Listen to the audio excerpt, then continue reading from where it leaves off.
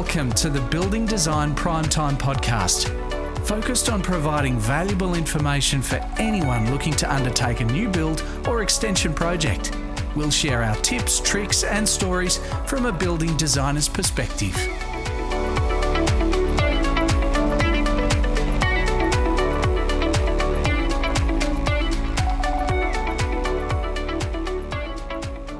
Welcome to the Building Design Primetime Podcast. I'm your host, Amelia, and we've got building designer Frank Geskus with us again. Welcome, Frank. Hi, Amelia. Tell us a little bit about yourself. So I'm a building designer. I've been in the building industry for nearly 30 years. I've had all sorts of exposure to all types of buildings, from residential, commercial, industrial, mining. Had lots of fun doing it. I love working in this game.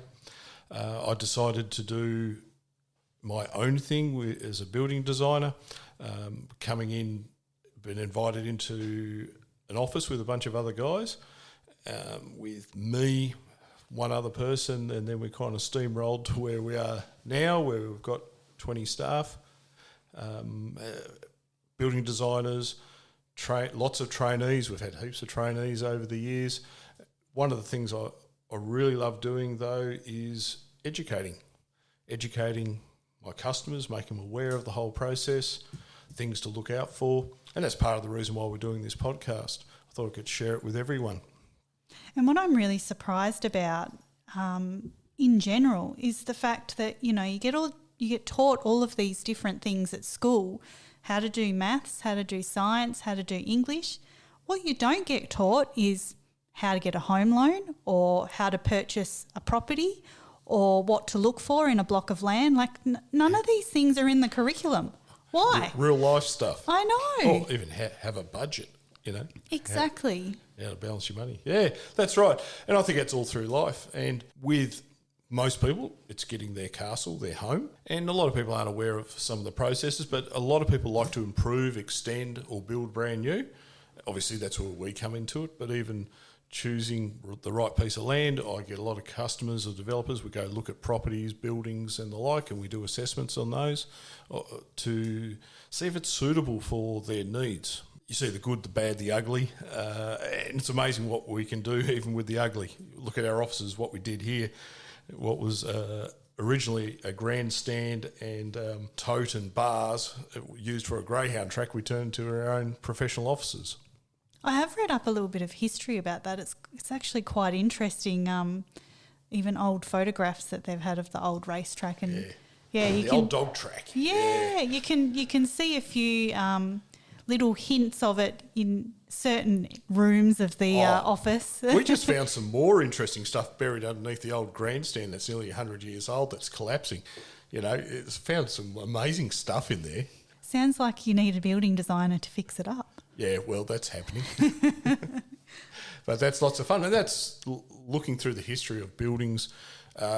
It's like forensics in a way. Like we do a lot of that when people want to do extensions, renovations, how they built it, the type of construction of the time, and we have to work that with the modern type of construction, do it cost effectively for the customers. But sometimes we can't see it. It's covered in plaster or roofing or cladding, and then when they pull it apart during construction, that's my favourite bit. Going to site, working with the builders, finding solutions to little surprises they find. And I guess that's a big part of it too in terms of building design itself is problem solving, because, there are things occasionally that you can't anticipate and you can't see. Very much so, from blocks of land where someone's buried a tree stump to all sorts of weird stuff, to obviously we deal with all the regulatory side of things from planning schemes, and every designer or architect knows what I mean. We kind of shudder with those sometimes. Difference of opinion within councils or shire planning departments. Then we deal with their infrastructure and engineering departments, environment and health departments. Then we deal with building surveyors, all the consultants that is involved, and we've spoken about those in the past too. There's lots of pieces to build a single dwelling. There's absolutely heaps. So it's fair to say that we don't just do drawings. No. But one of the most fun things to do as a building designer, I went and built my own home, and then I built a bunch of units with my brothers, and real hands-on experience And that was the best thing I ever did to be a designer. It's just the real practical side, budgeting, costing, selections. That was hard. It's real hard. But it was the best thing I've done for my profession to understand that side of it much better. And I've done my own developments as well, commercial developments and other residential developments. And I encourage all my staff to start looking at that for their own houses and get their hands dirty, and have a go at some of this stuff. It's the best way to learn. So I guess training for the staff as well is quite important too. Huge, yeah. The majority of the team here have been trained from scratch. They've either left uni or TAFE and they've come and joined us. And what I'm really proud of, though, is that the guys that, I've helped train are now training others. We're bringing the next wave of new designers through the business. And how much has design changed since you first started in the industry? I imagine everything has sort of changed not only in terms of regulations, but also in terms of design as well. Let's keep regulations out of it because that's never-ending change in the Australian Standards regulation, and that's fine. That's what we're professionals and we have to stay on top of that.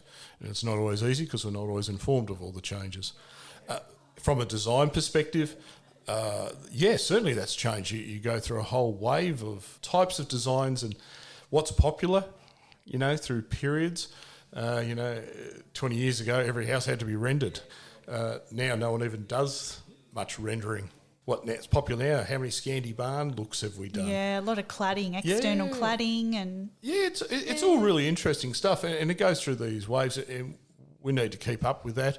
But it's also listening to the client's needs and making sure that we meet their brief, being very clear on the design brief or the scope, whatever you want to call it, to make sure we can achieve with their budget their dreams and aspirations for their house, their extension. And still we do the more traditional homes as well. 3-bedroom, hip roof house, we'll do that to really complex designed houses. Everyone needs a roof over their head. And happy to assist anyone with that. That's what I love about, us in particular is we have quite a range of designers here that they've kind of gone into their field or area that they love to design, and they're really encouraged to pursue those areas that they love, and then they can, I guess it gives us lots of variety. Variety's the key. I find that for myself personally. It's not just about the design, it's also the problem solving. It's working with the builders, working with the concreter, the plumber. There could be other challenges. I love all that. Doing commercial work and working with a commercial electrician, mechanical, all those types of things. It's fascinating. I know a lot of my colleagues aren't a big fan of doing commercial work. I absolutely love it. It's a very different world, but it's great if you can really sink your teeth into it. What about custom homes? We do a few of those as well. We do quite a few of those as well, and quite a variety of those. They're quite different, and that's, I love that we don't have a style in particular. It's listening to the customer and seeing what direction they want that to go in, and giving options. I love options, style options, and now with the interiors that we do as well, we're able to do that far better than we ever used to, and we got members of the team really excited going down that track as well. I really love that there's so many options in terms of seeing how it will possibly look as the end product. Like software has really come a long way. It's crazy. When I used to, just on AutoCAD, which I used to use, I'm an AutoCAD jockey, and then we went to Revit, and that was fantastic. And now we've got all these plug-in software that can do these wonderful renders. Yeah, especially for the interiors as well, because you can even pop in, the exact furnishings and paint colours and the tiles, the bricks. It is utterly amazing. It's crazy. And we're looking at some even better software again to even far more detailed renders, more photorealistic. So that's lots of fun. Everyone loves doing that type of thing. The team loves doing that, and it's getting easier and easier to do. The other part I love is how we take care of all the applications for the client. So what sort of applications are those? Are you referring to, say, council applications? Well, that's one. Council planning departments, that's pretty normal. A lot of designers do that, but we act as agent for our customers when we go for building approval. So we hold their hand through that process. We guide them through that. We fill all the forms out. Whichever building surveyor they choose to use, we assist them through that, work with the building surveyor. But Taswater in Tasmania, we've got to use Taswater as the water and sewer authority. If there are new connections, upgrades, we will sort that out as well. Environmental health officers for sewer or wastewater treatment plants on rural blocks, as we spoke about previously, we'll take care of that and make all those applications there as well. But even when we're doing commercial work, dealing with Department of State Growth for roads or parks and wildlife, when we're up against the wildlife corridors or parks or things like that, Launceston City Council, we've got such a good relationship with them, with dealing with their parks and all their, I suppose, recreation areas as well. When you build up against those, there are some other certain requirements we have to deal with. So we take care of a lot of that. That must make it so much easier too for the customer. Oh, true. You totally. If you've never dealt with that sort of thing, you do your head in. You really do, because you go round in circles. The municipalities, shires, whatever you want to call them, the people that work there, they're lovely, great people, but they're not there to explain things to the average person. And it's very onerous, some of these items, and very slow moving. Another reason why we started this podcast is because of sort of that lack of resources and educational documents is where it was lacking a little bit. There was a lot of lacking of information that's out there, and you're not aware. And everything from looking at properties to land to potential. I have plenty of customers that have businesses and they're looking at properties, and then they go, oh, look at this property. It says, well, you can't operate there because that zoning doesn't fit for what you want to do in there. So they didn't buy it, but I've had other clients and they've bought stuff and they haven't checked. So it's a very expensive mistake. So we help a lot of people out that way as well, choosing the right property for your use that meets the zoning requirements, the use requirements. And what are some of the resources available for people that want to look up, say, the zoning of a property or... In Tasmania, there's a great system. Everything's under a state planning scheme. And there's a website called Plan Build. You can type your address in there and it will put title information, zoning, overlays, but you can go down further, ask for a property report, and it prints out this amazing setup. It's all linked to a thing called The List that we have in Tasmania. And again, another wonderful website the government's done. It's brilliant. And you can get so much information out of there for any property that you're looking for. And we use it a lot. And that helps us analyse any site that we're looking at. Yeah, I've been on the Plan Build website numerous times, and it is a fantastic resource, and it is quite easy to use as well. If you're looking at even purchasing a property, block of land. But you've got to understand what you're looking at. That's very true. You do have to understand. The wording does people. It's planning speak or buildy speak or whatever you want to call it on there. So it's that's why you need someone to give you a bit of a hand sometimes to explain it to you. And that's something that we offer here. We do. Yeah, we do. And I love doing that because I'd rather people ask us rather than buy something without researching it properly. Or be aware, eyes wide open. The whole bushfire attack levels that we have to consider for houses. I've had friends looking at buying a block, they're right next to the bush, and I said, this is going to cost you a lot of money because you're right up against the bush, and the bushfire component is going to really hurt your design and where you want to place the house and the materials that you can use. So they were still happy with that, so they still purchased, but they were fully aware of it. There was no surprises.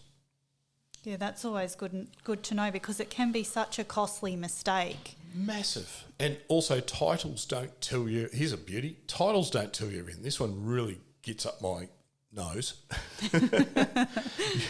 Even if you look at a title, your conveyancer looks at the title, yet there are things in there in Tasmania where they have, it could be a Section 71 or a Part 5 agreement. And what they are hidden documents behind your title that aren't actually necessarily on the plan that shows, where your boundaries are. And you go into these documents, you can't build over part of this, or you can't do this, or you've got to keep this tree and that tree on there. But it's hidden in behind, And it really ticks us off because a lot of people miss it, and then they give us the title, oh, okay, we've got to keep this tree, or you can only build here due to you're near a highway and there's a restriction how close you can get to the highway because of sound. They're very frustrating, and a lot of customers get really upset when they see some of the restrictions on there when they didn't get what they thought they were buying. Another thing too, are some of the titles and some of the information is quite old. Oh, unbelievably old. And therefore the documentation hasn't been updated to the and we're going to get surveyors in eventually, in other podcasts. We're going to get a couple of surveyors that we do a lot of work with and bring them in, and we'll ask them questions about, you know, the titles in Tasmania and our specific, because every state's slightly different. But it'd be good to ask about a heap of questions for those guys as well, so we can educate everyone. Yeah, I know recently I looked at a block of land and everything seemed reasonably straightforward until I rang the council and they told me that the land was actually contaminated. So it does really plan to do all your research, because if I bought that property and then found out that I was going to put animals on there, or even just put a house on there. Or even just putting a house on there, you might not even be possible. That's right. Very much so. Yeah. Yeah, there's lots of pitfalls, and you're spending a lot of money. And even now, because the prices of everything have gone through the roof, you know, the value of everything's gone up. You really want to make sure what you're buying. And it comes under the old law, buyer beware. But how can you be aware if no one points it out to you? That's very true. And who teaches you? Yeah, exactly. Or even makes you aware. You look at a beautiful patch of grass, awesome. And it could be just a total waste. Very difficult.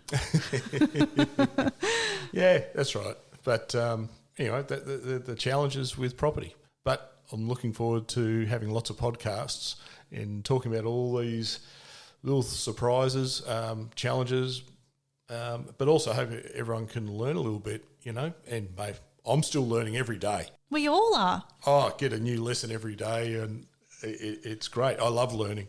I'd just like to know before I start a project, I learn something, you know, not during the project. Yeah, no, that's fair enough. You want to go in with your eyes wide open. Oh, totally. But, man, we get some wonderful surprises. Go, haven't seen that before. I mean, it does come down a little bit to experience too, because over the years, I mean, you do learn things, you do understand things. Oh, very much so. Yeah. And I like to pass it on to the rest of the team. And I love it how the team come to me and says, oh, what do you reckon of this? Or I've just come across this. I go, that's interesting. I haven't seen that before. So we've got to figure out a way to deal with it on behalf of our customers. And it's good because, you know, one person might have, an unexpected issue come up, and then, you know, it comes up in a meeting, and then the rest of the team. Like the team meeting. Mitch the other day pointed out something, you know, it was great, you know, and that's sharing your lessons is a wonderful way for everyone to learn. And it's a team mentality as well. Very much so. Yeah, it's a big part of culture and we love all that stuff. Yeah, love being one big team. I don't know how to wrap this up. I don't know. You're going to carve all this up anyway, so we'll cut it all up. But that's why I was leading into, future podcasts. I'm excited about future podcasts of bringing all these experts in. And we do have a few kind of in the sidelines. Yeah, we've already done a few, with thermal assessors. That was really interesting with Toby. It was really good. So, and then, like I said, we're going to bring surveyors in, building surveyors, builders, specialists, all sorts of guys in that we do a lot of work with. I reckon it'll be really interesting to share with a lot of people. And maybe some designers might be interested. I know some of our team were interested in some of our podcasts. Or we just need to bribe them with something like food. Well, that usually works quite well, doesn't it? Yeah, morning tea. I'll make some sausage rolls. Yeah, I'd be down for that. I'm owed quite a few then, I believe. Yeah, probably. Yeah. Thanks for listening. Until next time.